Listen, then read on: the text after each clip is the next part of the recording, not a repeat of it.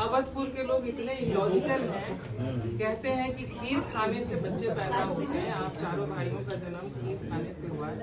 ऐसी इलॉजिकल बात मिथिला में नहीं होती है। स्नेहलता है, स्नेहलता जो जिनका असली नाम कपिल देव ठाकुर है और मिथिला के अयोध्यावासी हैं, सोच समझ के। वो अयोध्यावासी नहीं है, ये अयोध्यावासी है। ये गाली आप ही के लिए, इन्हीं को देख के गाना है, इन्हीं आप ही को देख के गाए।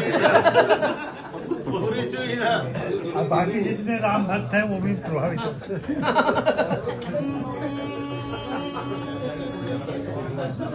सुन सके एक अनुपम घटना,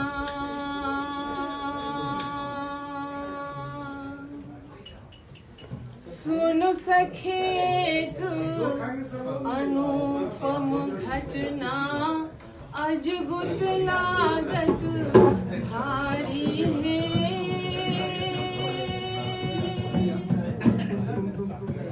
सुन सके एक अनुपम घटना, अजगुत लागत भारी है। सुन सके एक अनुपम घटना, अजगुत लागत भारी है। खीर खाए बालक जनमावल,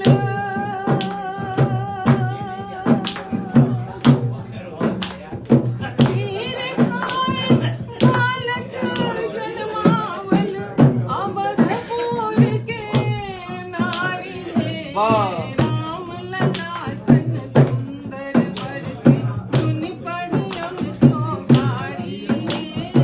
राम लला सन सुंदर वर के, सुनि पढ़ियम क्यों भारी है। केवल हास विनोदक पुछियम, उचित कथा गुण विचारी है। राम लला सन सुंदर वर के। और उसके बाद कहती है मिथिला की स्त्रियां कि भाई शाम को आप ज्यादा परेशान मत कीजिए, इनको जाने दीजिए, अवधपुर जाने दीजिए, लेकिन जाते जाते इनसे प्रॉमिस ले लीजिए कि जाएंगे तो बदले में अपनी माँ को हमारे पास भेज देंगे। तो स्नेह लता किछु आब न कही,